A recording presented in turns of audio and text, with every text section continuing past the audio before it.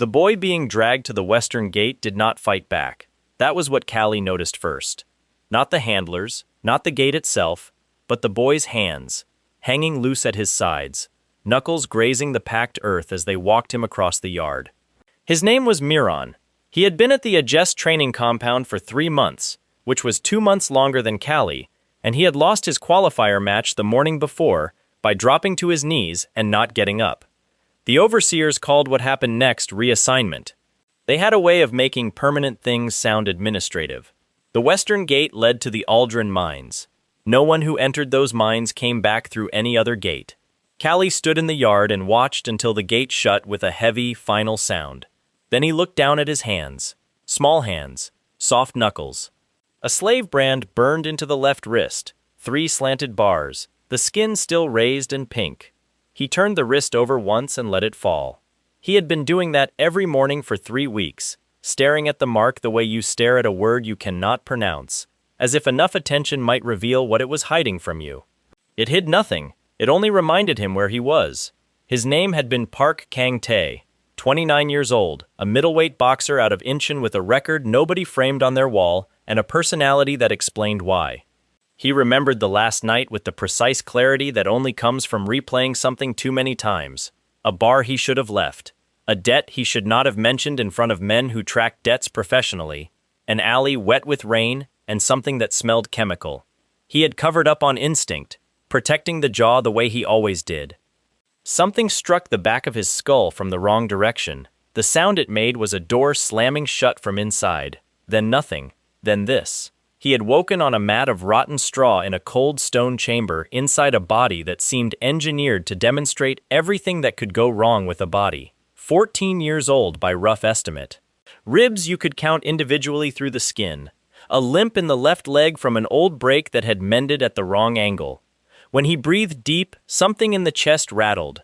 He had lain on that mat and pressed the heels of his new hands against his new eyes and tried very seriously to wake up. When it became clear he would not wake up, he started taking inventory.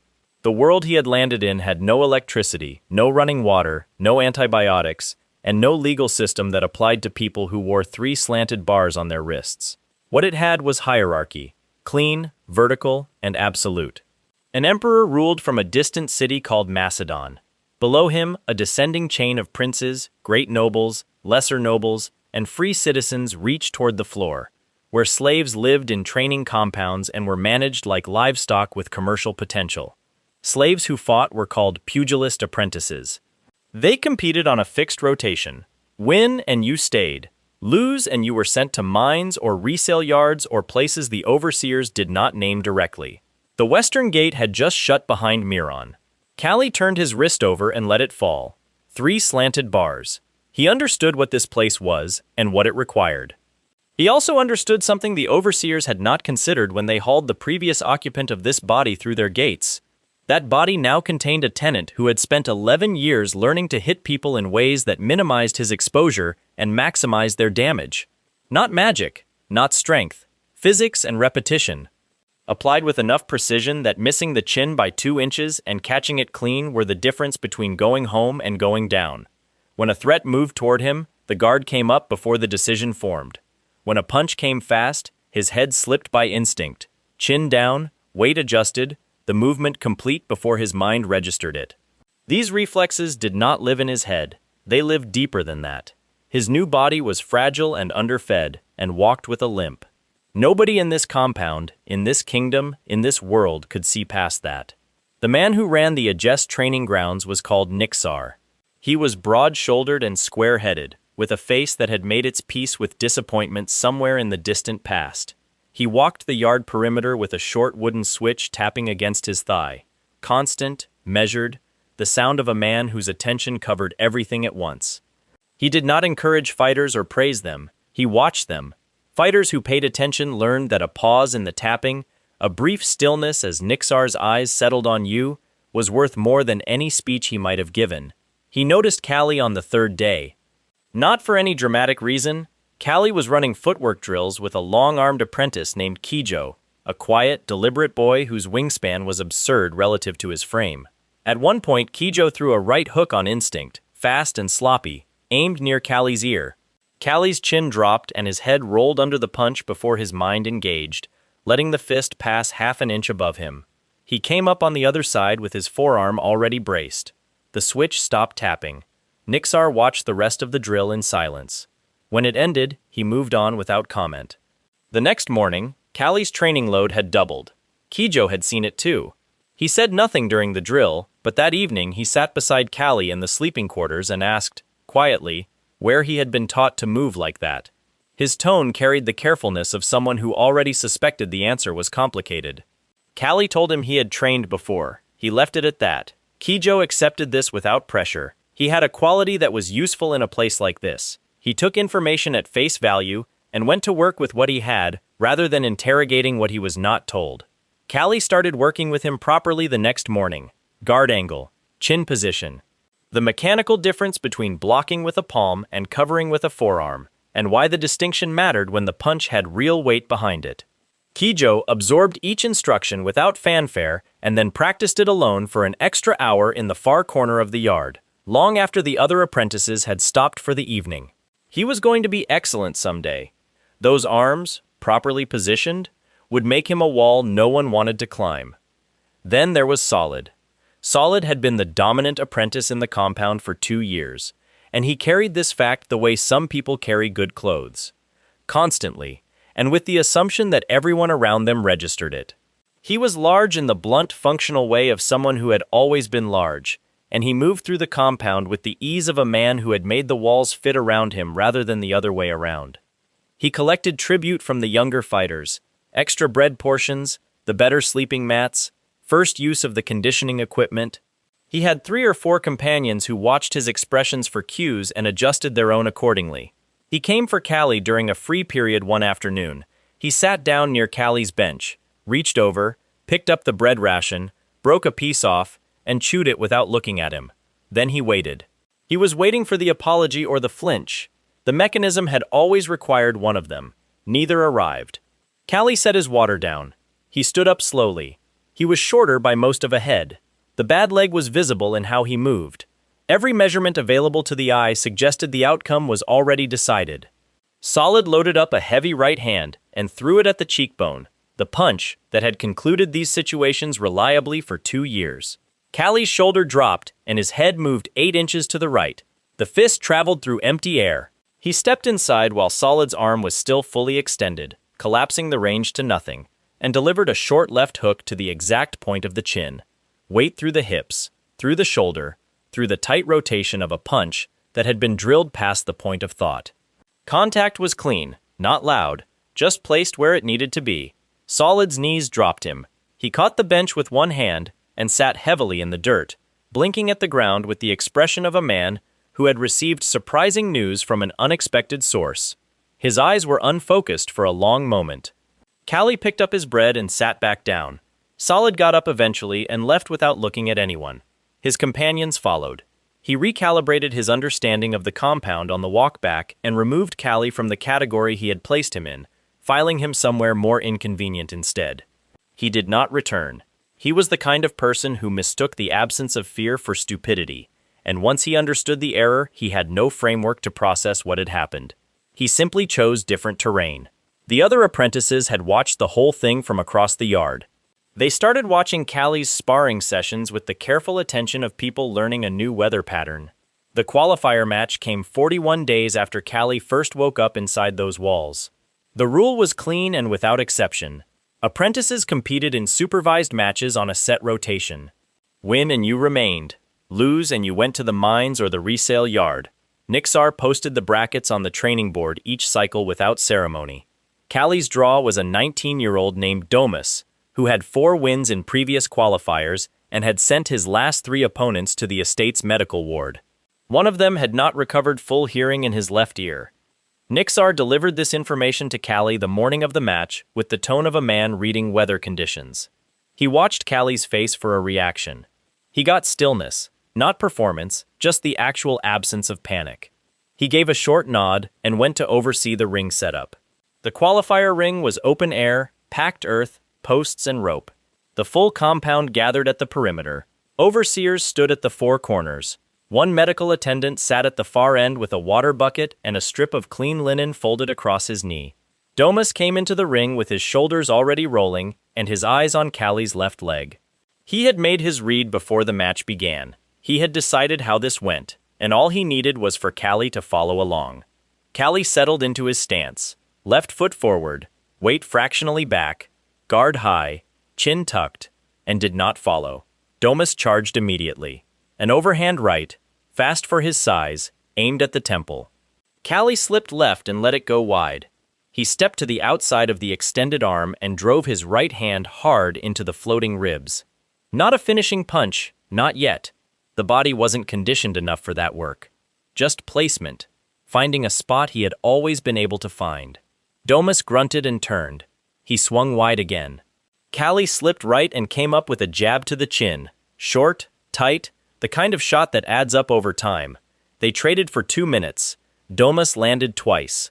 The first caught Callie's forehead, and the world tilted sideways for a full beat. Genuinely sideways, the way it does when something heavy reaches the right spot on the skull.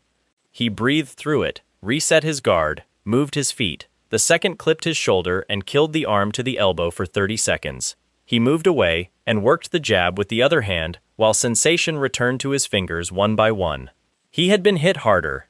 By larger men, on bigger nights, in a country that no longer existed in any universe this world could reach.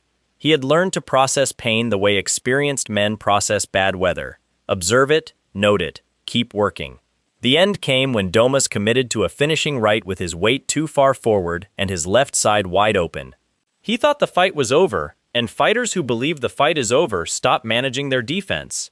Callie stepped into the punch rather than away from it, took it on the shoulder, and came straight up the center of Domus's guard with a short right uppercut through the middle of his open stance. Chin, clean contact, not loud, precise. Domus sat down in the dirt with the measured, unhurried manner of a man sitting in a chair that was lower than he expected. His eyes stayed open and did not focus. He did not try to stand. The overseers conferred. One raised a hand toward Callie. Walking back to the dormitory, Nixar said, without turning around, that Callie should eat everything the kitchen would give him tonight. The estate did not waste extra rations on fighters who were going to lose, and he was no longer at risk of losing. Kijo had watched from the edge of the crowd. When Callie ducked through the dormitory entrance, Kijo studied him for a moment with those patient, measuring eyes and asked if the step-in, moving toward the punch rather than away, had a name and a principle. Callie said yes. He would explain it in the morning. Kijo pushed the better sleeping mat to Callie's side of the corner without comment and lay down on the worse one. It was a small thing. Inside these walls, small things carried the weight of larger ones. The months that followed had a shape. Not comfort. This place was not built for comfort, but direction, which was sufficient. Callie trained every available hour. He punched the wooden posts in the yard each morning until the knuckles split and healed. Split and healed. Each cycle leaving the bone fractionally denser than the cycle before. He had heard the principle explained once in another life. Bone responds to sustained stress by growing more of itself. Load it, rest it, let it rebuild. The results were slow, and they paid out years later rather than weeks. He accepted this as the terms of the work. He drilled footwork obsessively because the footwork was the answer to the leg. Position yourself correctly before each movement, and the limp became a weight distribution issue rather than a structural failure. It required more conscious management than clean footwork should, but that was the body he had inherited, and those were the terms. Nixar one afternoon matched him against a veteran apprentice named Burrito, a quiet, laconic fighter who moved through compound drills with studied laziness and saved his real effort for situations that required it. In the drill's first minutes, he threw with the relaxed pacing of someone going through motions. Then he caught Callie stepping wrong, weight too far forward on a jab, and put a hard right cross through the guard with no warning and no ceremony. Callie hit the packed earth shoulder first and tasted copper. The yard went quiet. He lay there for a moment, registered what had happened, and stood back up. The sparring continued. Callie was careful after that, finding Burrito's timing in the second half. The slight roll of the lead shoulder that preceded the right hand. Visible if you watch the shoulder rather than the hand. He landed nothing clean. He did stop taking the right hand, and when the session ended, Burrito gave him the sideways look of someone quietly revising a number upward. Nixar's switch resumed tapping against his thigh. It was during this stretch that Callie first properly noticed Torres. Torres had been at the compound longer than most. He was compact and dense-chested, with hands built for function rather than aesthetics, and he fought entirely on instinct and forward pressure. No formal style, no footwork system, just the refusal to stop coming. He absorbed punches with the temperament of a man who found them interesting rather than painful, and he had a habit of grinning briefly when a shot landed on him, as if each one clarified something. No one in the compound chose to be matched against Torres when they could avoid it. Callie watched him from across the yard and felt an alertness he had not felt since Korea, the recognition of a genuine and credible problem. Torres fought without technique, which should have made him predictable. It did not. He was dangerous the way things are dangerous when they do not respond to expected countermeasures. He could not be confused with misdirection, because he was not reading your misdirection, he was reading your weight. Torres noticed Callie in return, and arrived at an identical conclusion from the other direction. Two fighters who understood they were both approximately as capable as anyone in the compound, and that eventually the question would have to be settled. They had not been matched yet. Torres would nod when they crossed paths in the yard, the particular nod of someone keeping something in reserve for later. Lady Alia arrived on a Tuesday afternoon with a book tucked under one arm and a single house servant walking 2 steps behind. She was the daughter of Baron Gadolf, who owned the estate and everyone working it. She was perhaps 17, with the straight posture of an aristocratic upbringing and a face that defaulted to consideration rather than display. She took the elevated viewing bench reserved for estate owners during formal matches and opened her book. She watched Callie spar for 20 minutes without appearing to watch him at all. When he finished and reached for his water skin, she addressed her servant by name, her voice carrying the precise projection of someone accustomed to being overheard when they chose to be, and asked whether the fighter who had just finished the footwork work was registered in the house records. Her servant said he believed the fighter was catalogued as Callie. She turned a page. She returned 2 days later, and the day after that. Nixar noted this without comment, and his silence on the subject said more than most men's words. A baron's daughter choosing to attend training sessions was not a habit anyone had seen before, and habits were different in kind from choices. Callie filed it away without drawing conclusions. In a world where your value to the people above you was the only currency keeping you alive, being noticed by the baron's daughter was a variable of uncertain weight.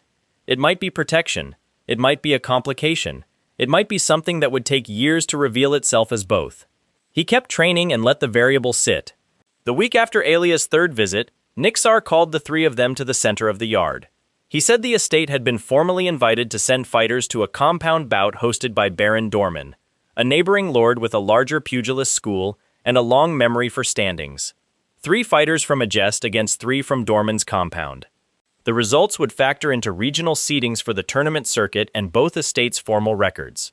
He named them Kijo, Torres, Callie. Torres cracked his knuckles and said nothing. Kijo pressed his lips together in that way he had when he was processing something, then turned and went back to his footwork without comment. Callie looked at Nixar, who held his gaze for 1 second, the kind of second that contained several things at once. The deliberateness behind the selection, the weight it carried, and the unspoken acknowledgement that the compound's terms had always been the same and would not change for any of them. Win and you stayed. Everything else was theirs to figure out. The match against Dorman's fighters was 9 days away. 9 days to prepare for opponents they had never seen, in a bout that would be watched by nobles with long memories and short patience for disappointing results. Callie went back to the wooden posts in the yard and resumed working his hands. Baron Dorman's compound sat 3 hours south by cart, behind low stone walls and a gate painted the particular shade of red that cost money, and intended to say so. The afternoon they arrived, Dorman's apprentices were already in the yard watching them unload. Not subtle about it, the watching had the quality of assessment rather than curiosity, measuring the travelers' size, their gait, the visible evidence of damage on their faces and hands, sorting them into categories. Kijo climbed down from the cart last. At full height, with those arms hanging at his sides, he drew immediate second looks from the yard.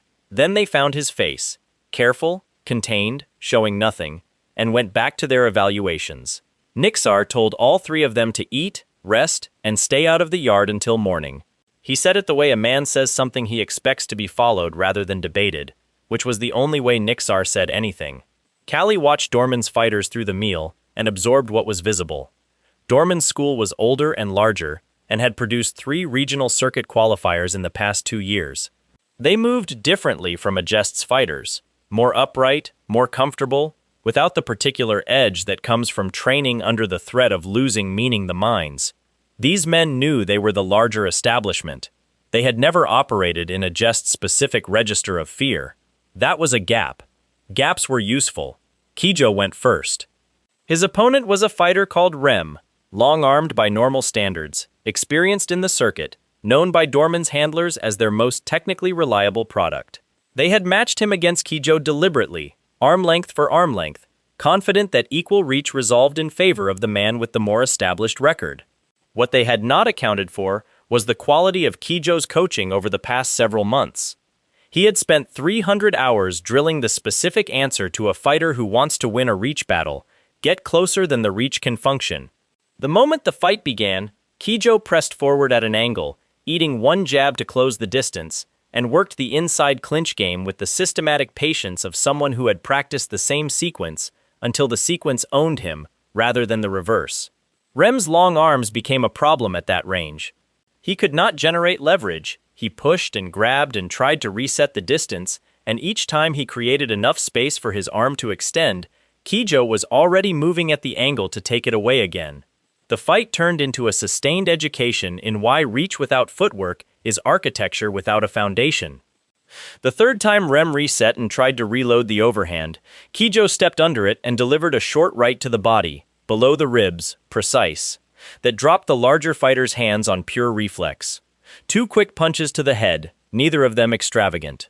The third one did not need to land because Rem's body had already made the decision for him. He sat down. Dorman's side of the yard went quiet, in the way compounds go quiet when something contradicts an assumption they had already organized themselves around. Torres did not give them time to reorganize. He stepped into the next match with the forward momentum of someone who had been waiting for a specific door to open and now found it open.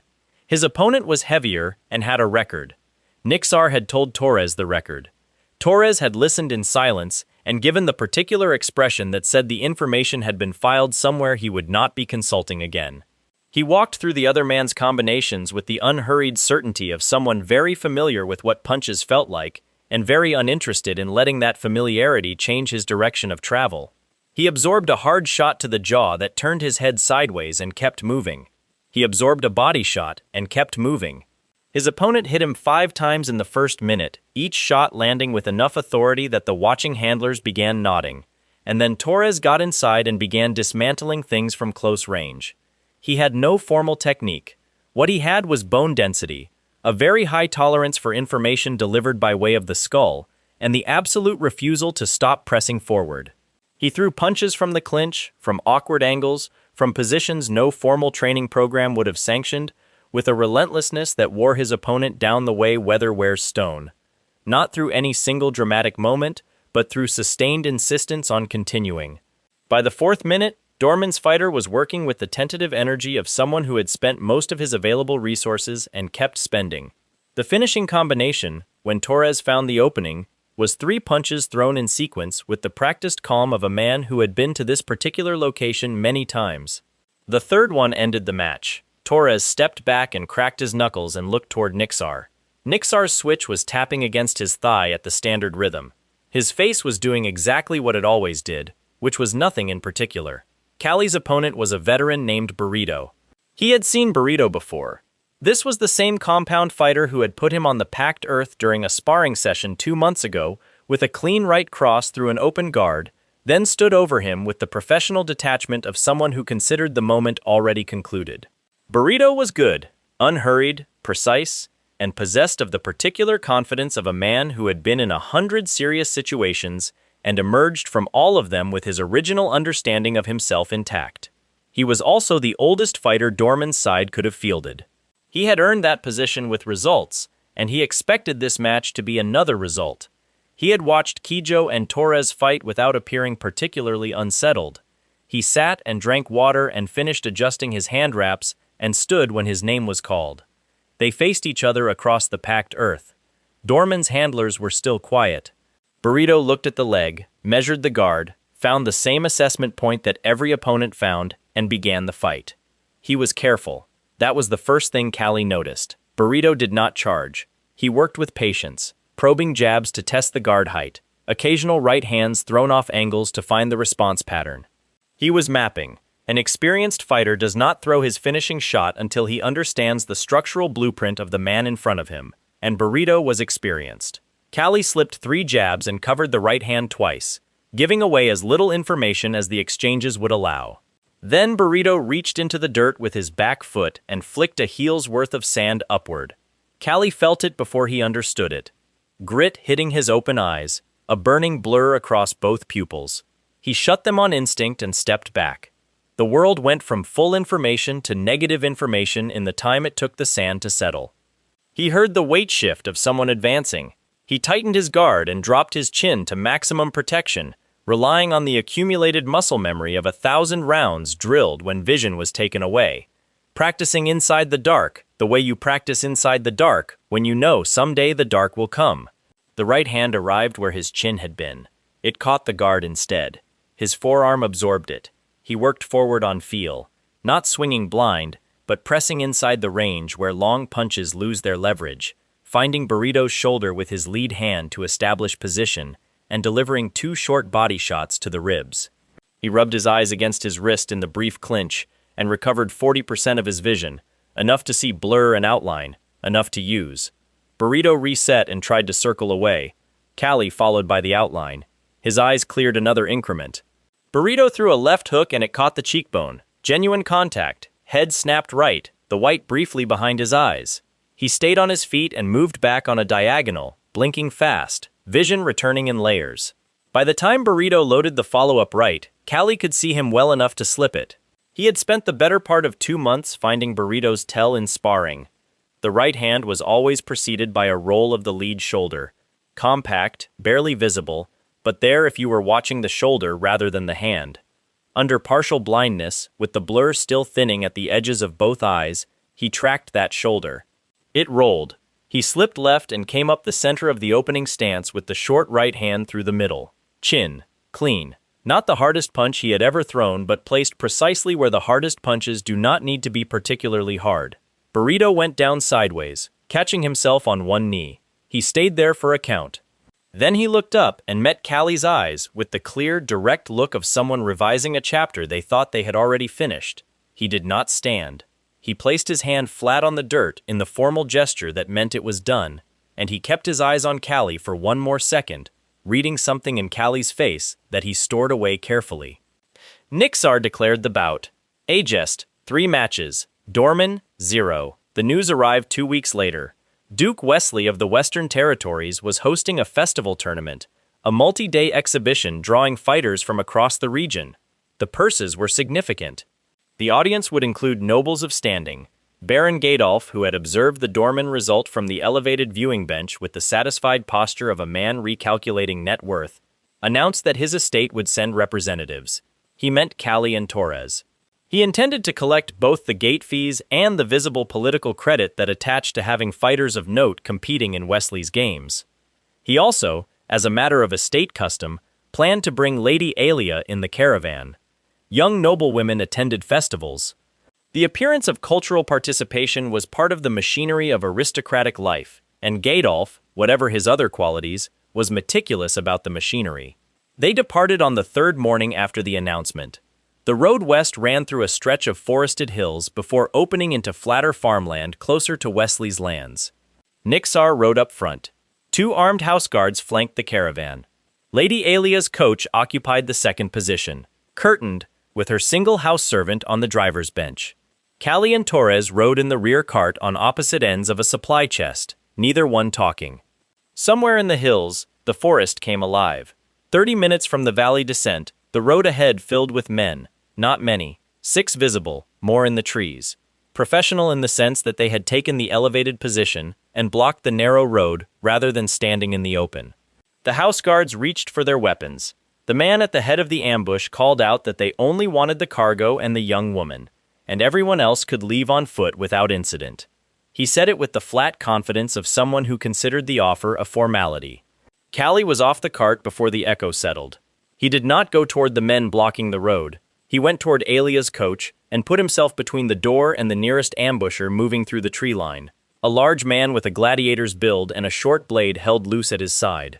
Alia had opened the coach door and was standing on the step, not hiding, which Callie noted with a kind of grim respect, and he told her to get back inside, keeping his eyes on the large man coming through the trees. She did not get back inside. He did not have time to argue the point. The gladiator reached the road and came at him with the blade moving in a low arc, trained form, not a street fighter, the kind of swing that assumed the recipient would retreat and create the geometry for a follow-up. Callie stepped into it and caught the man's forearm on the inside of his own, jamming the arc before the blade could find its angle, and drove his elbow up hard into the gladiator's chin. Contact was good. The man's head went back and he stumbled. Callie took the blade from his loosened grip, flipped it, and put the handle into the man's temple. He went down. Behind him, the rest of the ambush had collapsed into chaos. Torres had put 2 men on the road in the first 30 seconds and was working on the enthusiasm of someone given legitimate reason. The house guards had engaged the blocked path. The leader of the ambush was shouting directions from the tree line. Then someone pointed at Alia. 2 men who had been circling through the trees angled toward the coach rather than the fighting. Callie saw it in peripheral vision. He grabbed Alia's arm and they ran. Not toward the road, not back toward the ambush, but toward the ravine edge 30 meters to the right, where the hill dropped away into a river far below. He heard the men behind him gaining. He looked at Alia once. She read the look without needing the words. He could feel her hesitation, rational, completely understandable hesitation, for exactly the 2 seconds he needed to measure the drop, the water surface, the angle of entry. He put his arm around her waist, and they went over the edge. The drop was cold and fast, and the river was colder than the fall. They surfaced gasping, swept downstream, and found a sandbank 8 meters below the impact point. He pulled her onto it and checked her quickly. No cuts, no broken anything. The fall had been right.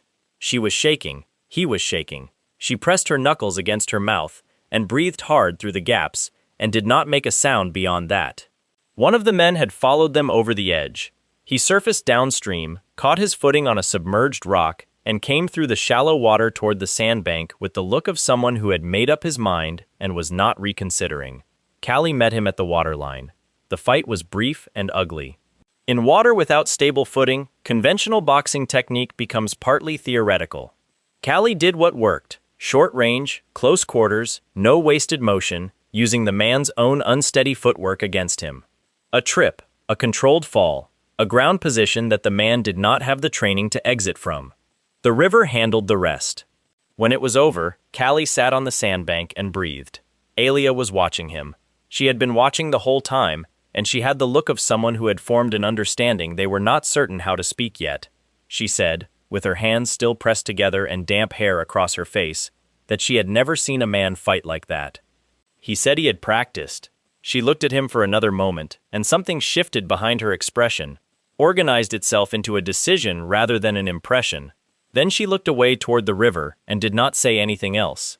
Nixar and Torres found them on the bank 20 minutes later. The caravan had eliminated the ambush. 2 of Gadolf's guards were bruised. 1 was cut, none were lost. The ambush leader had escaped back through the trees. Nixar looked them both over, found them upright and damaged only in the ways that would resolve with time, and told the driver to continue. He did not mention the cliff edge. Duke Wesley's festival was 2 days of noise and color, and the aggressive cheerfulness of a noble displaying his wealth through hospitality. The grounds were decorated, the food was plentiful, the arena was well built, properly raked earth, covered viewing stands for the ranking nobles, open rail seating for the general attendance. Fighters had been drawn from several estates, and the crowd had the restless energy of an audience that genuinely came to see rather than merely appear. Callie walked the arena that first morning before the day's matches began. He was noting sight lines, footing variations near the edge ropes, the angle of the morning light. He crossed paths near the equipment racks with a compact woman who studied him with the bright, invasive attention of someone looking through glass rather than at it. A traveling fortune teller, He gathered from the embroidered circle of moons across her jacket and the painted box under her arm. She said nothing for a long moment. Then she said, in a voice pitched for only one person, she could see the thing that walked alongside him. He kept moving. She said it was large and fast and came from a place of flat iron roads and machines that flew on wings. He stopped. She looked at him with the same bright glass-cutting attention. She told him that the spirit energy surrounding him was unlike anything she had encountered in 40 years of reading. 2 souls in one body, she said. One belonging, one carried from somewhere else entirely. The carried one was heavy. It held the memory of speed that this world had never seen. She asked him, quietly, where he came from. He told her he had trained. He left it at that, the same answer he always gave, and she accepted it with the faint smile of someone who did not need the verbal version because they had already read the other one. He walked back to the fighter's preparation area and sat with the information for several minutes. Then he taped his hands and went to warm up. His first-round opponent at the festival was Caesar. 21 wins. No recorded losses. He was the fighter the talk around the preparation areas reliably returned to, a name that arrived with its own weather. Tall, wide through the chest, with a record that spoke in the shorthand of someone who had stopped needing to explain himself several years ago. The handlers from other estates watched his warm-up with the specific attention people pay to things they are relieved they do not need to address personally. Callie stretched his hands and watched Caesar's footwork without appearing to watch it. Good balance. Right hand the primary weapon. Looked for the knockdown rather than accumulating damage. Likely to be patient early and explosive late. The match drew the largest crowd of the morning session. Festival audiences understood records. They also understood the framing. A compact, limping fighter from a minor estate without a listed record going against 21 wins. They had made their assessment before the 2 men entered the arena, and the assessment had produced a comfortable consensus. The first 2 minutes complicated the consensus. Caesar was controlled and professional. He took his time, probing the guard, setting up angles. He was genuinely good, and Callie did not fight below the quality the man in front of him required. He slipped the jabs and moved on his back foot, and let Caesar establish false confidence in the pattern. Caesar was patient. He built to the right hand the way a skilled builder goes through earlier phases, with intention, without rushing, knowing where the finished thing goes. When he threw it, it was the best punch of the match. Fast, leveraged, coming off a jab-jab setup that had worked precisely twice in the past minute. Callie slipped it by a margin that caused a brief murmur in the viewing stands, and he felt the air of it on his ear, which told him the margin had not been extravagant.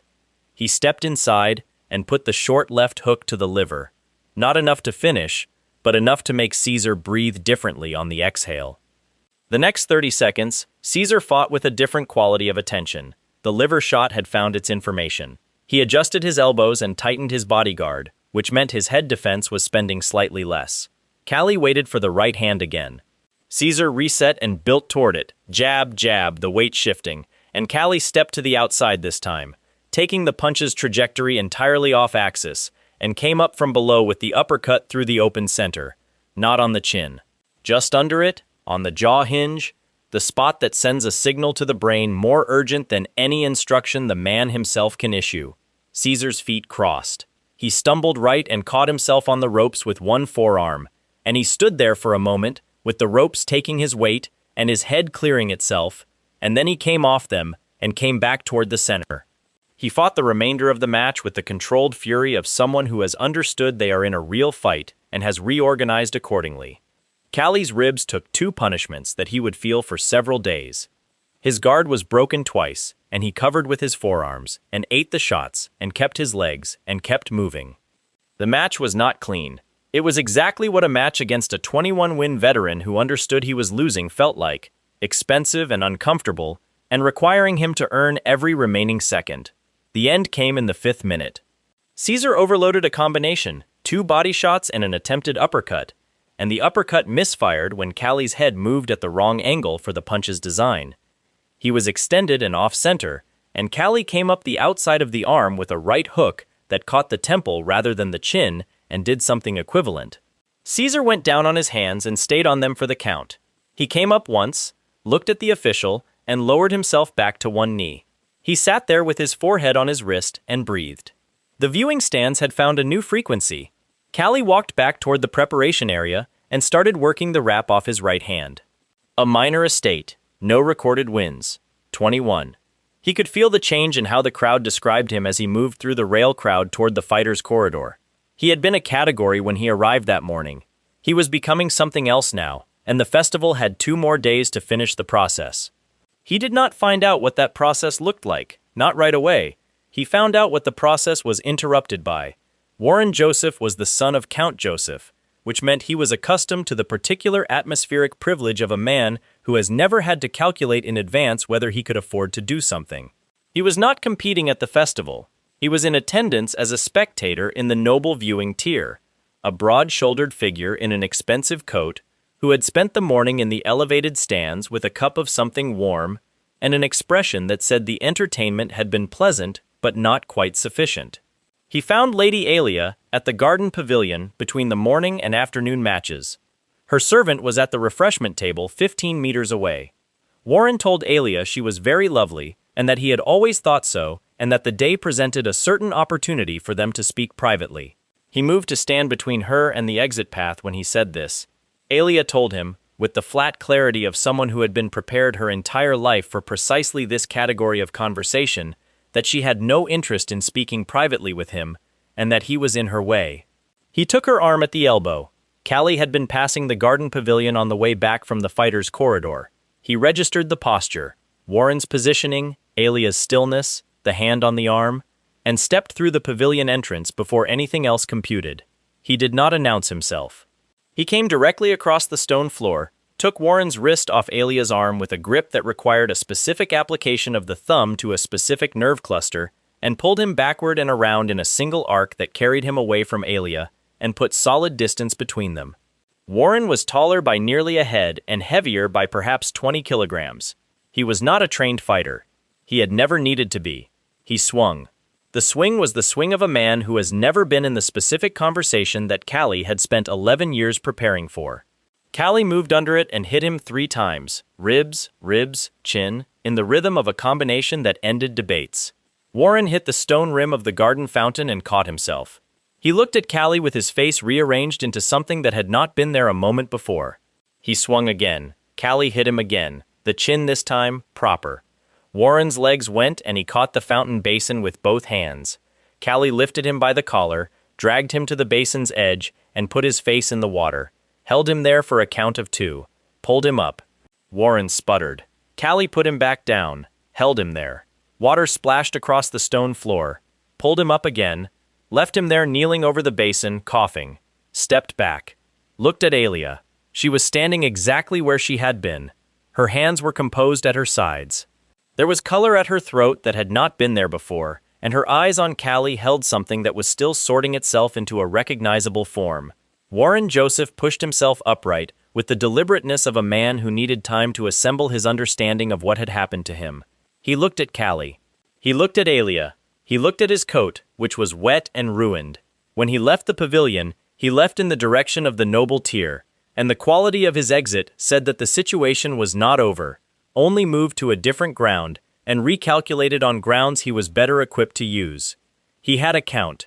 He had connections to other counts. He had the formal mechanisms of aristocratic consequence, which were considerably more durable weapons than fists, and he knew how to use them.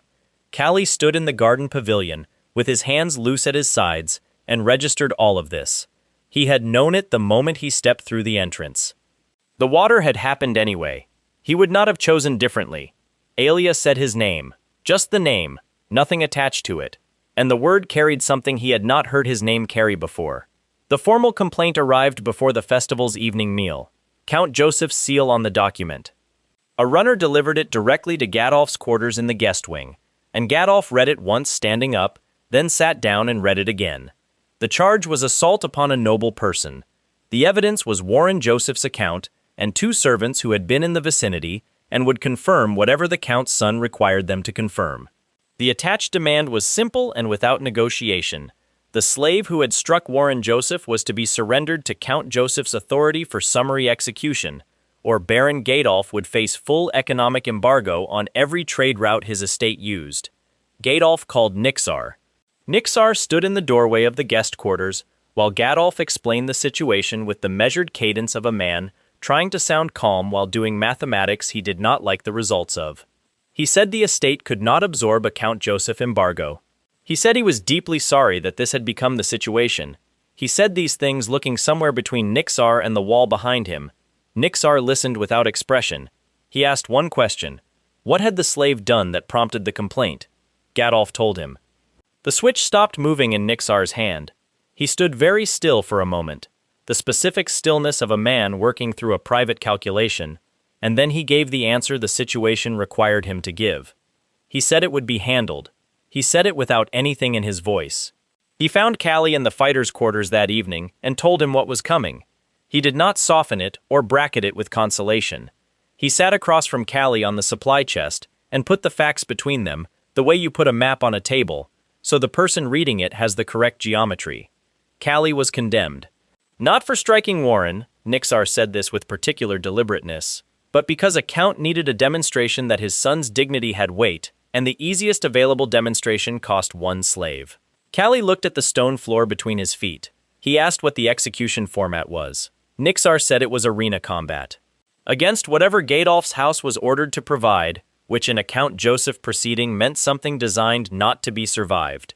He said it plainly, and then he said one more thing, that he had watched Callie fight for 8 months, and that if any fighter he had ever trained could find an edge in an impossible situation, he was looking at the only candidate. He stood up. He put his hand briefly on Callie's shoulder, a single, firm contact that lasted exactly 1 second, and said more than the speech around it. Then he left the room. Callie sat on the supply chest for a long time after the lamp oil burned low. He thought about the ancient alley. He thought about Miron walking through the western gate. He thought about the fortune teller's reading, 2 souls in one body, one carried from somewhere else, and he thought about what it meant that the carried soul had been dropped into a world where this was a possible Tuesday evening. He lay down on the mat and closed his eyes and went through defensive sequences in his head until he fell asleep. It was the same thing he had done before every significant fight in Korea. The specific sequences did not matter. It was the doing of them that settled the body. The arena they used was older than the festival grounds and built for a different register of entertainment. Stone walls rising 8 meters on all sides. Sand floor raked fresh, the rake marks still visible in parallel lines that would not survive the first 30 seconds. The viewing seats were filled. Word of an execution bout traveled quickly through festival crowds, and execution bouts drew a specific audience that regular matches did not. Count Joseph was in the primary noble tier. Warren sat beside him with a fresh bruise under his left eye that his jacket collar could not entirely conceal. Callie entered through the lower gate. He had not slept well, which was honest. He had eaten exactly what Nixar told him to eat, and no more. He had wrapped his hands himself 3 times, getting the tension right on the 3rd pass. His left leg ached in the specific pre-fight way that he had learned to classify as background noise rather than information. He walked the sand perimeter once, noting the walls, the gate positions, the raked lines, and what was underneath them. Sand, stone dust, a thin layer of dried material from previous use that he cataloged and filed. The second gate opened. The ogre was not a performing name.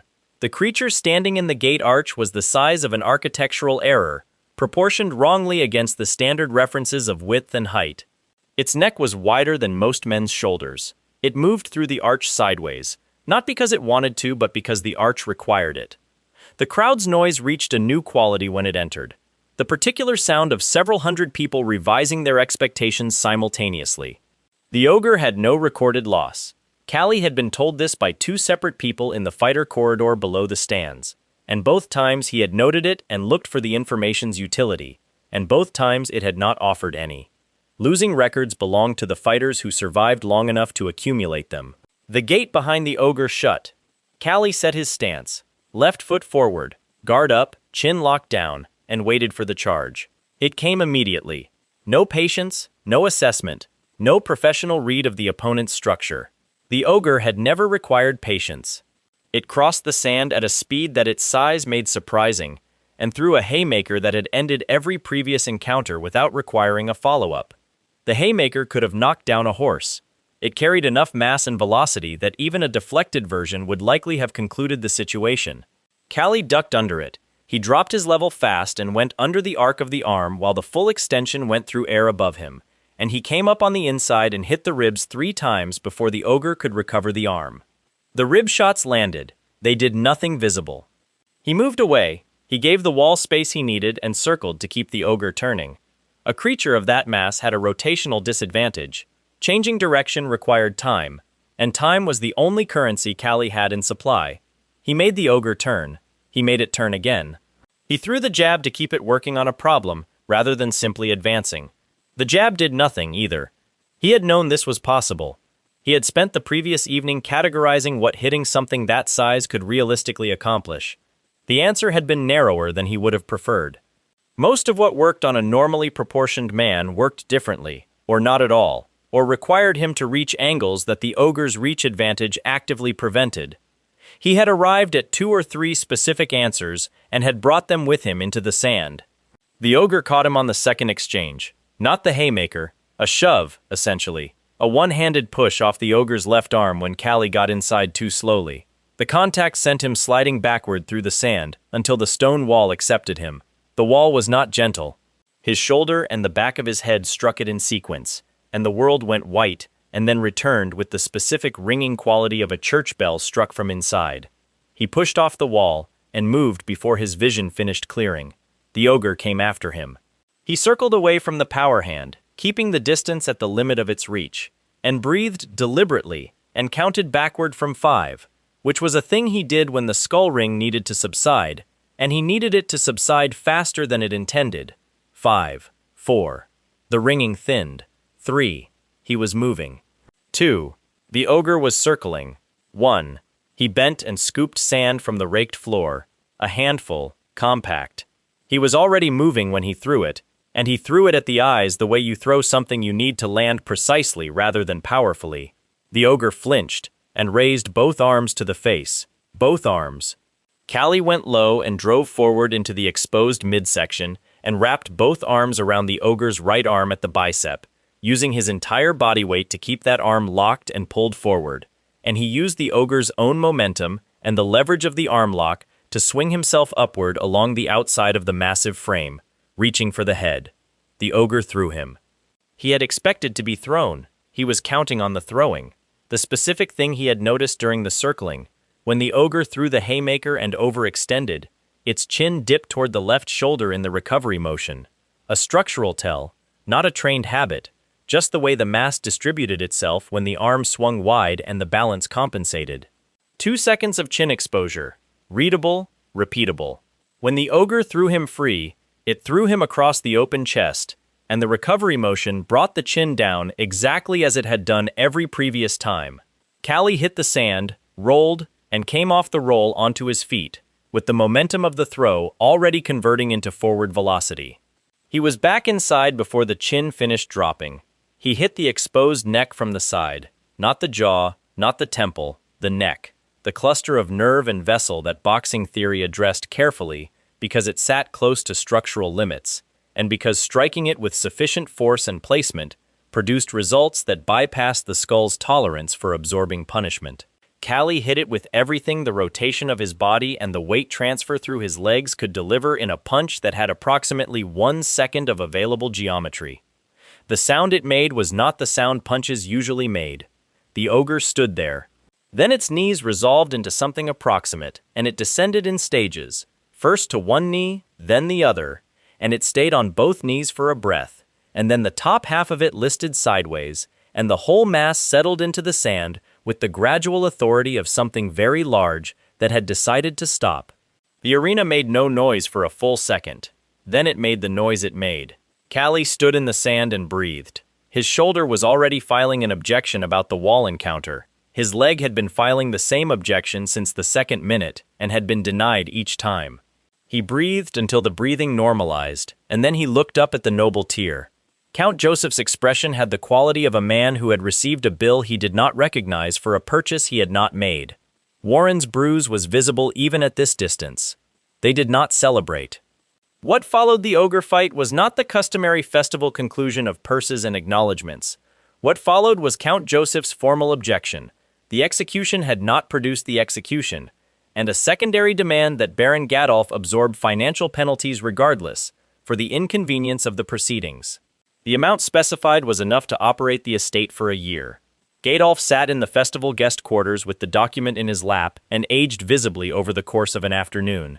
Callie's leg had not been right since the ogre's shove threw him into the wall. The knee felt structural rather than muscular, the deep, specific wrongness that experience distinguishes from soreness. Nixar assessed it by pressing at 4 points around the joint and watching Callie's face. He said nothing diagnosable without better equipment, but his expression formed its own diagnosis. He wrapped it tightly and told Callie to walk as little as possible for the return journey. The return journey took 3 days. The estate greeted them with the silence of a place whose owner's financial problems had become the architecture. Gadolf called Nixar into his study, and Nixar emerged an hour later and found Callie in the training yard. He stood there for a moment. He told Callie that the Count's embargo had taken effect. Gadolf was cutting operational costs wherever possible. The estate's pugilist training program was being suspended. The fighters would be redistributed through sale to other compounds where their contracts could offset debt. Callie asked about Torres and Kijo. Nixar said they were on the redistribution list.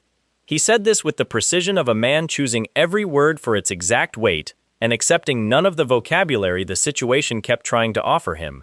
He looked at Callie for a moment and said that the leg needed proper care that the estate could no longer provide, and that he hoped Callie found someone who could give it what it required. He extended his hand. Callie shook it. The handshake lasted long enough to count as something. Then Nixar turned and walked back toward the main building with the switch hanging still at his side, which was the only version of grief his nature permitted him to display. The estate grounds went quiet over the following week, the way a large thing goes quiet, progressively, in sections, as each working part concluded and departed. Torres left on the 3rd day, transferred to a circuit compound 2 counties east.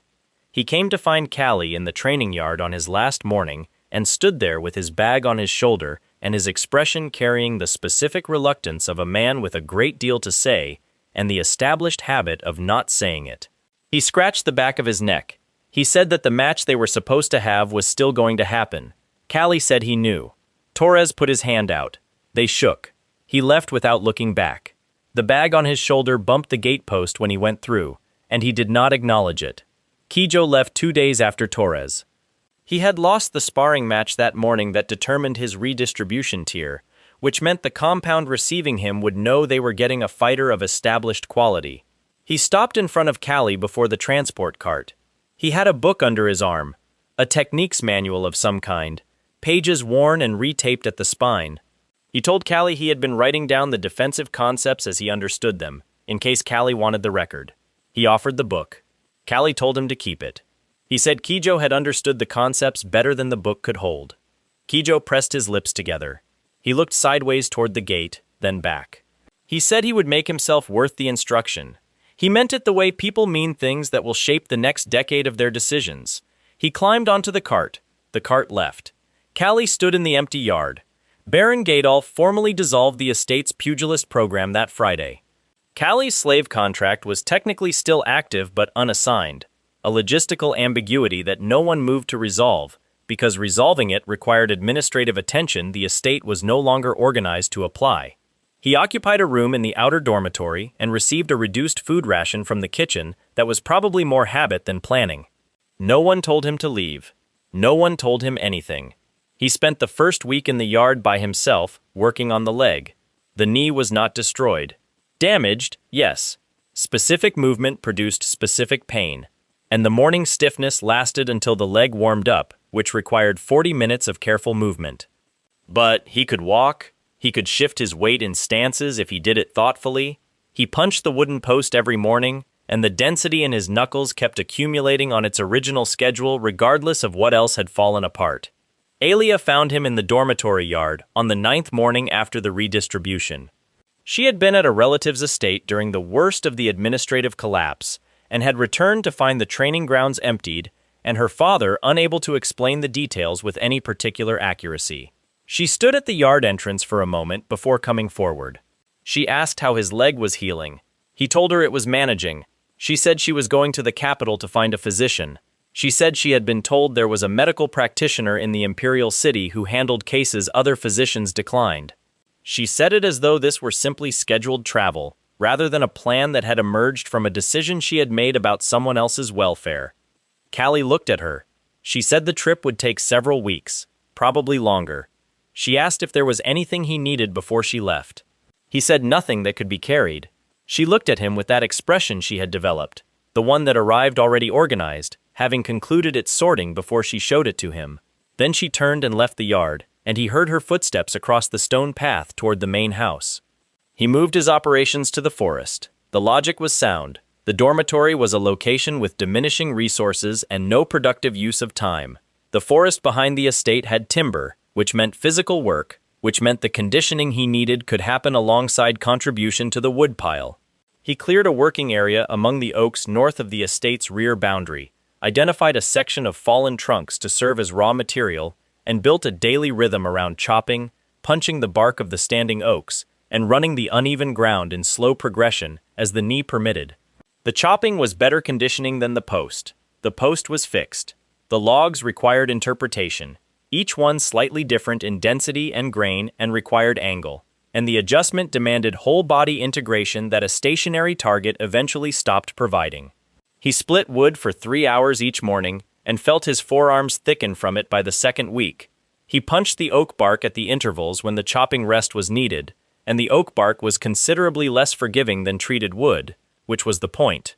He had been in the forest perhaps 3 weeks when he found the wolf cub. It was in the hollow root basin of a fallen oak, small enough that it fit in a bent arm with space remaining, gray-brown and thin, watching him with the focused suspicion of something small that has learned the world runs on size. Its leg was caught between 2 root sections and had been for long enough that the surrounding earth was disturbed where it had been working to free itself. He could hear it was alone by the particular quality of the silence around it. He crouched and moved very slowly. The cub snapped at his hand twice. He worked its leg free from between the roots with careful patience. 3 minutes, maybe 4, and set it in the leaves beside the basin and stepped back. It did not run. He returned the next morning with a portion of his bread ration. He left it at the edge of the clearing without approaching and went to the chopping logs. When he checked at midday, the bread was gone. The cub was at the other end of the clearing, watching him. He named it Rovo. He did not make a ceremony of this or explain it to anyone. He had seen enough of the world at this point to understand that whatever you named a thing, you assumed certain responsibilities, and he accepted them in the same manner he had accepted the other ones, quietly, with preparation, and without wasted sentiment about whether the situation was ideal. Over the next 2 weeks, the distance the cub maintained when he worked in the clearing decreased by irregular increments. By the end of the month, Rovo would sit within arm's reach while he split logs, regarding the work with serious interest and occasional vocal commentary that did not appear to have a specific addressee. The bear arrived on a Thursday. He had seen bear sign in the forest for several days, disturbed underbrush along the northern edge, a scratch pattern on a birch that was recent. He kept his working area clear and did not leave food unattended. He was splitting the last section of a large trunk when he heard the underbrush collapse 40 meters to his left. The bear was adult, female by his read, and uninterested in negotiation. She came out of the trees at a velocity that settled the question of whether bears were fast, and she covered the distance between the tree line and the clearing in the time it took him to get his axe up and set his feet. What followed was the least technical thing he had ever done. There was no ring geometry, there was no weight class or rule set, there was not even the possibility of movement he could rely on, because the footing in the leaves was treacherous, and the bear's mass and speed made footwork a provisional concept at best. He hit it with the axe haft rather than the blade. The blade was too dangerous at this range for a controlled strike without risking his own limbs, and he stayed low and drove into the chest and got his arm around one foreleg the way he had pinned the gladiator's arm in the river, using leverage and his entire body's weight to interfere with the mechanics of the thing. It mauled his shoulder. He felt the claw tracks open across his upper back before the rest of the information caught up. He drove his knee into the bear's midsection and hit the throat twice with his right fist, hard as his weight rotation could send it. He did this until the throat stopped accepting the blows with the same energy it had received the first ones. The bear sat down. She stayed there with her forepaws spread and her breathing running wrong. and he moved backward out of her range and watched her. She looked at him for a long moment with amber eyes that held a particular quality of recalibration she did not pursue. She retreated into the undergrowth, slowly, and the sound of her passage faded until the forest returned to its standard sounds. He sat in the leaves and breathed. His shoulder and upper back were leaking steadily. He got his shirt off and pressed it against the worst of it and held the pressure while his heart rate descended from wherever it had been to somewhere more compatible with clinical assessment. The claw tracks were deep enough to require cleaning and not deep enough to have reached anything structural. He cleaned them that evening at the estate well with clean water and spirit from the kitchen stores, which hurt with the specific character of things that are working properly. He told no one what had happened for 3 days. On the 4th day, Nixar appeared at the forest clearing. Former Nixar now, without his official capacity, just a broad-shouldered man who walked the forest's edge occasionally, and looked at the shoulder and said he must have fallen on something. Callie said he had had a disagreement with a bear. Nixar looked at the clearing for a moment. He looked at Rovo, who was lying near the chopping logs, regarding him with flat suspicion.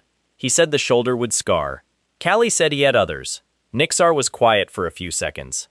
Then he told Callie that the kitchen would be receiving a bear carcass if one happened to be available. He said the estate's food budget was strained, and bear stew would provide multiple meals. He said it without looking directly at Callie.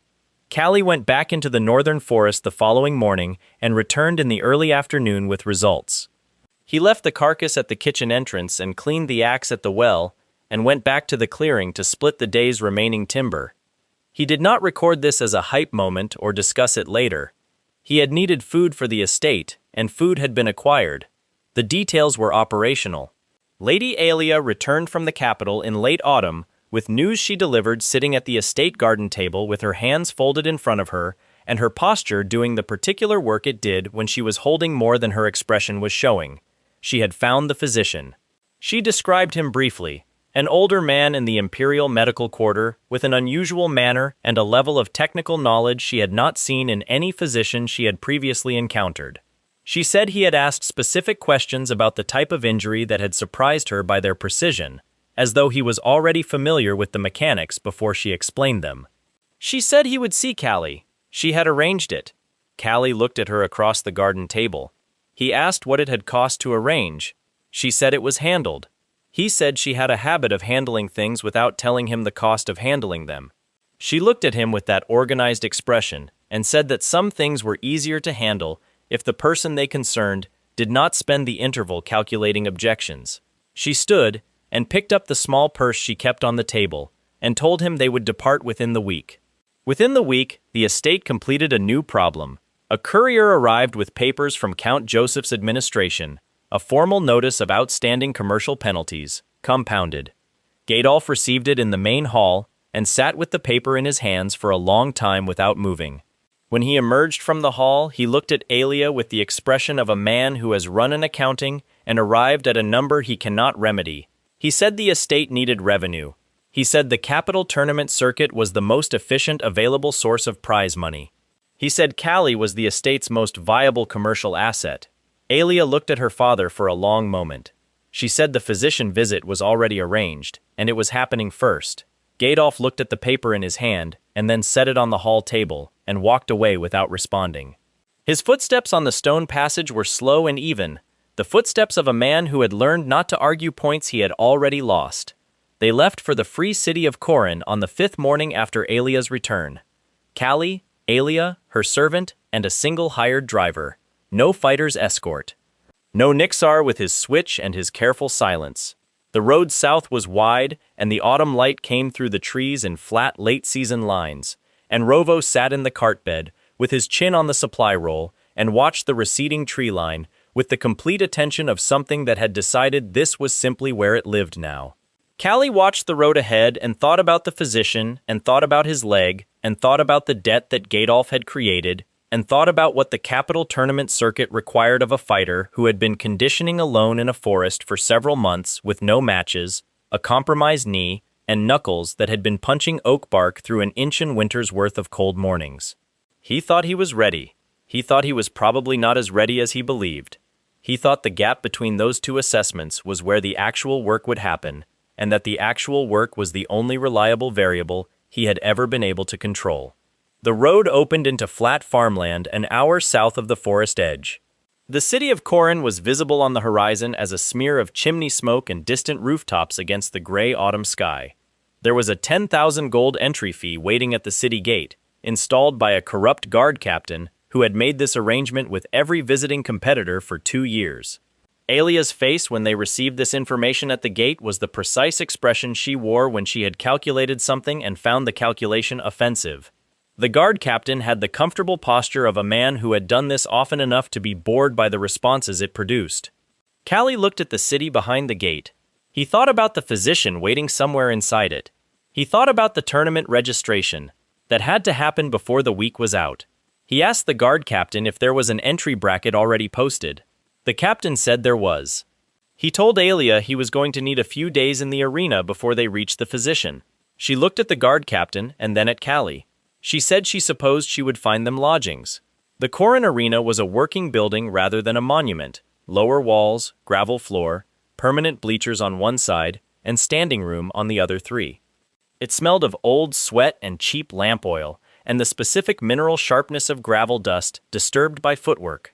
The crowd that filled it each morning had the particular energy of regular attendees with settled opinions, which was the best kind for Callie's purposes, because they paid attention to quality rather than simply results.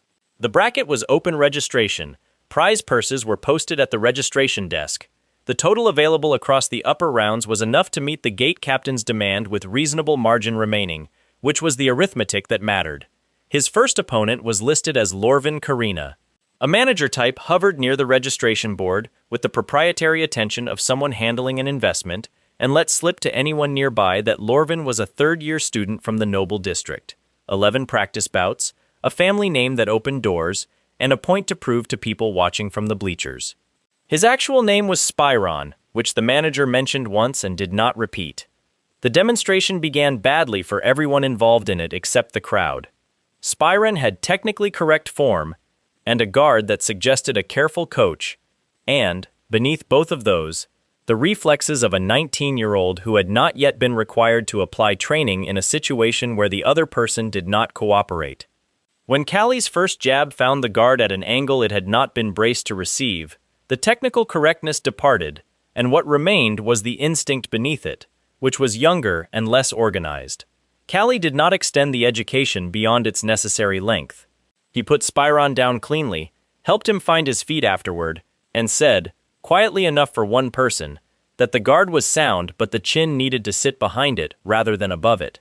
Spyron looked at him with the arrested attention of someone who has just discovered that assessments from strangers can be accurate. He nodded once and walked back to his corner holding his jaw. The first round purse was 200 gold. Callie collected it and studied the remaining bracket. The desert brawler Jerka was a different problem. He came from somewhere west of Corin. The sun-scored quality of his skin and his particular manner of standing suggested the open territories rather than city life. Wide shoulders, hands wrapped in a layered style Callie had not encountered before, suggesting a regional tradition. He looked at the gravel floor before the match rather than at Callie, the way some fighters look inward for something they need to find before the first exchange. The first minute ran like a translation problem. Jerka moved sideways rather than forward. His punches arrived from unexpected trajectories, wide arcs launched from below the guard's standard horizon, short chopping shots off a torso twist that converted body rotation into surprising terminal speed. He was not classically trained, and not a brawler in the blunt sense. He had a system assembled from a different vocabulary, and the system had logic Callie needed a minute to read. He found the reading in the second. The wide arc required the shoulder to drop before the launch, small movement, visible if he tracked the shoulder rather than the fist. He began stepping off line before the arc completed, which put him at the outside of the extended arm at maximum exposure.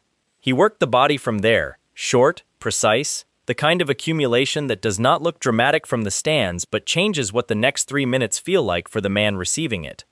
By the fourth minute, Jerka was breathing on the wrong schedule. He launched the wide arc and Callie was already moving left, and he came back up from the angle with a right hand that caught the jaw hinge. Clean placement, sufficient force. Jerka sat on the gravel with his legs straight in front of him and his hands flat at his sides, and looked at a point in the middle distance while the count ran.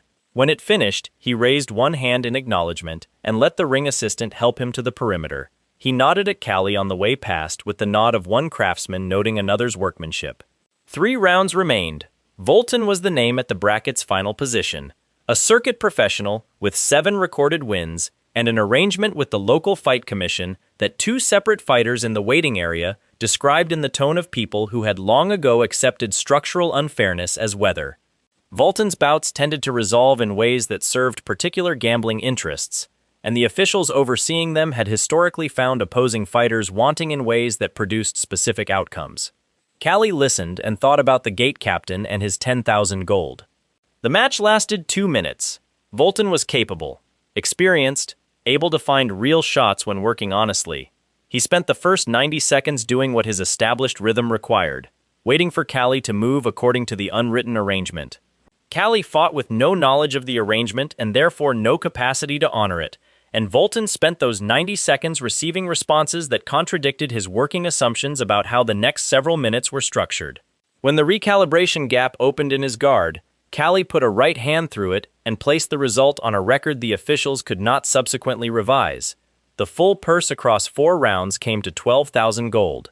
He walked to the gate captain's office that afternoon, set 10,000 on the desk, and waited while the captain counted it with the practiced speed of someone who had counted many sums from many people and found the transaction one they could live with. The entry permit landed on the desk without ceremony. Callie picked it up and the remaining 2,000 and went back to the lodgings. The physician they had come to Corin to find was no longer in Corin. His letter arrived the morning after the final bout. He had been summoned to the imperial capital of Macedon under appointment by Prince Philippos, and was currently resident in the palace medical quarter. He wrote that he had reviewed Alia's description of the injury and understood its mechanics, and that he would see the patient when the patient arrived. Alia read the letter twice and set it on the table and sat with her hands in her lap. She said the capital was 4 more days. He said the leg had been managing for several months. She said 4 days was not so long. The way she said it was directed at herself as much as him, and he did not comment on this. They left Corin on the 2nd morning, 4 days south and east through landscape of increasing organization, wider roads, settlements grown into towns, the architectural ambition that accumulates around power held long enough to become architecture. The capital announced itself at a distance through sheer accumulated mass, a city built over many generations by people who felt that the next generation should have impressive things to maintain. The palace eastern gate admitted registered visitors. Alia's documents from her father's house survived 20 minutes of review by guards whose professional purpose was finding reasons to deny entry. She conducted the conversation with a precision that suggested prior preparation, and they were admitted. Prince Iskandar found them in the 3rd courtyard. He was the 3rd prince, young, broad-shouldered, possessed of the physical ease of someone who had spent his adolescence being told he was exceptional and had been correct often enough to internalize it. He came down exterior stairs 2 at a time with the energy of a man who had spotted something specific and was moving toward it. He looked at Alia. He said she was the most remarkable woman he had seen in 3 years at the capital, and he would like to know whose she was. Alia said she was not a whose. He was untroubled by this and redirected. He asked who the limping slave beside her was and whether there was a sale price. He was not looking at Callie when he asked. The people in his periphery were expected to arrange themselves around his attention rather than exercise their own. Callie hit him, short right to the cheekbone, sufficient to redirect the prince's attention completely. Iskandar's head turned with it, and he stepped back and looked at Callie with sudden focused interest, as though a portion of the courtyard had offered an unexpected response. The gallery guards above moved for the stairs. Iskandar raised his hand without taking his eyes off Callie and stopped them. He touched his cheekbone. He looked at his fingers. He said, with the tone of a man genuinely assessing new information, that the slave had speed he had not anticipated. Callie said he was not for sale. Iskandar considered this. Then he began rolling up his sleeves, which was its own answer. Prince Philippos arrived 4 minutes later and converted chaos into procedure, with the brisk economy of long practice. He took the courtyard's inventory in roughly 3 seconds, his brother's fresh brews, Callie's slave brand, Alia's documentation, the specific brightness in Iskandar's expression, no longer outrage but the animation of someone who had found an unexpected obstacle and found it interesting. He made a decision, formal duel. If the visitor won, he and his companion received full palace hospitality and the cheekbone matter was forgiven. If Iskandar won, the slave contract would be assessed by palace administration. The duel, he added, would wait until the visitor had received medical attention.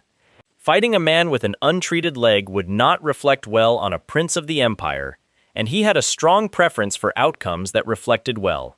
The physician would see Callie that afternoon. The imperial medical quarter occupied a palace wing with high ceilings and light from tall windows.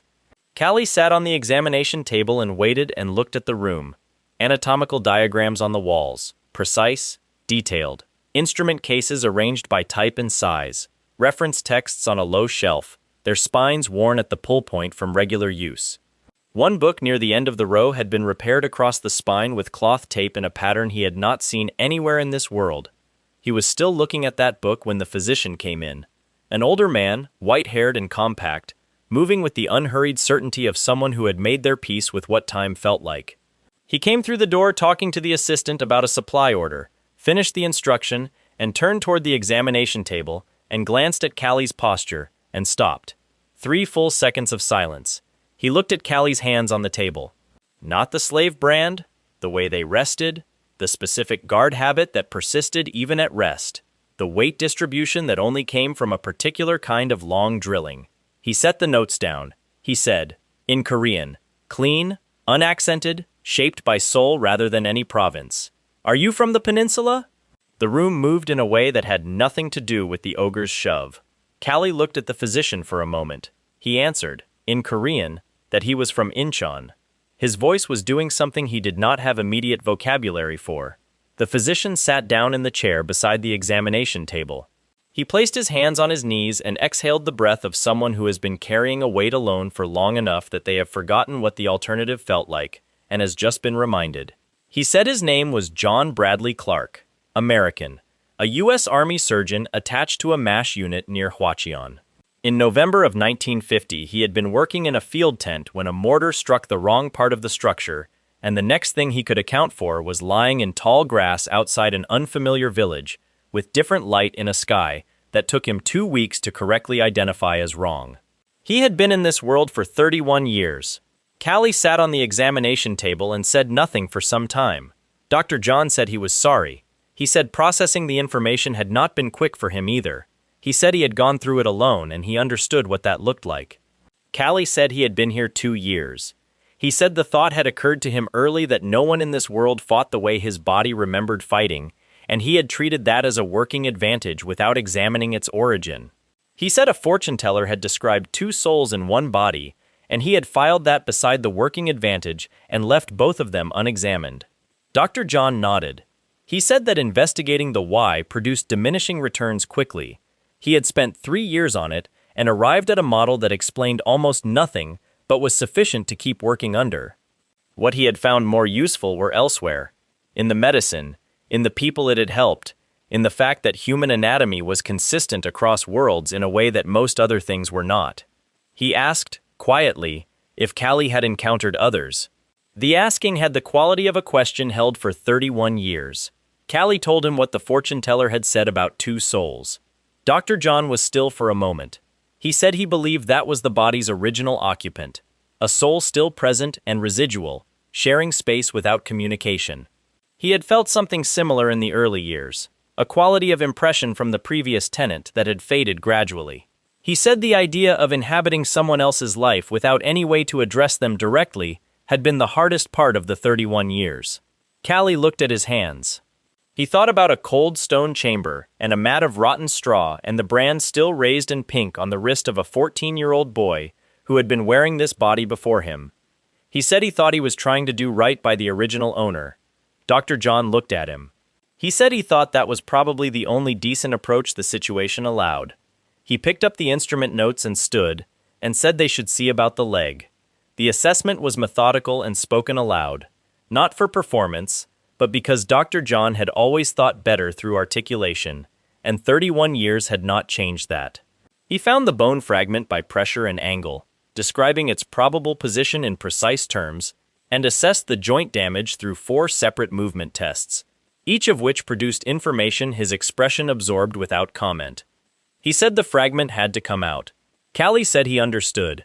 Dr. John said the available anesthetics would reduce the discomfort but could not eliminate it.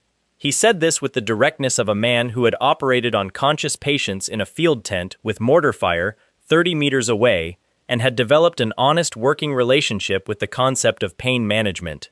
Callie said relative comfort had been the standard for some time. Dr. John gave him a strip of treated leather, positioned the instruments, and began. He talked through each stage in a low, steady voice, not explaining, but providing the grounding that conscious patients had reliably found useful. A habit that had persisted from the field tent through 3 decades and 2 worlds. The fragment had been embedded long enough to have established something like tenure in the surrounding tissue. Getting it out required negotiation rather than speed, and Dr. John performed this negotiation with the focused quiet of a man for whom this work had always been the most serious thing he did. Callie bit through the leather at the 20-minute mark. He replaced it with his own wrist and breathed through the remaining 20, in the deliberate rhythm of someone whose breath control had been built for a different purpose and was finding new application. When the fragment came free, the sensation was the release of something that had been present so long he had stopped registering it as a presence. A noise gone silent, a weight lifted from a shelf. Dr. John cleaned the site and began the closure. He said 6 weeks minimum without significant loading. He said this with the tone of a physician who expects the instruction to be noted and then addressed by the patient's own judgment. Callie asked about the duel. Dr. John finished a stitch before responding. He said that in 4 days the closure would hold under controlled loading, but the joint would operate at reduced capacity and the pain would be considerable. Callie said 4 days was workable. Dr. John set the suture needle down and looked at him with the expression of a man who had encountered patient stubbornness in 2 different worlds and had arrived at a specific arrangement with his own opinion about it. He said it was a consistent feature of men from the peninsula. He picked the needle back up and finished the work. 3 mornings later, Callie moved through footwork patterns at the palace training ground before the sun was fully up. The knee protested at every angle change. He noted this and continued. Protest that held at its registered level without escalating was working information, rather than a reason to stop, and he had been making this distinction long enough to trust his reading of the difference. Alia found him before the light was fully across the roofline. She sat on the low stone wall at the perimeter and watched him work, and said nothing for a long while. In her hands was a small cloth bundle she turned over, without appearing to notice she was doing it, the way hands busy themselves when the mind is working on something else. He stopped and looked at her. She held the bundle out. Inside, a carved wooden bird, the size of a closed fist, painted in the coastal blue that Eastern dye masters produced. A craftsman's market piece, careful work, the wing detail given real attention. She said she had been looking for something that lasted, and this was what the market had offered, and it was a poor substitute for things she had not managed to say in the correct order over the past 2 years. He took the bird and turned it over once. He said it was not a poor substitute. She looked at the training ground.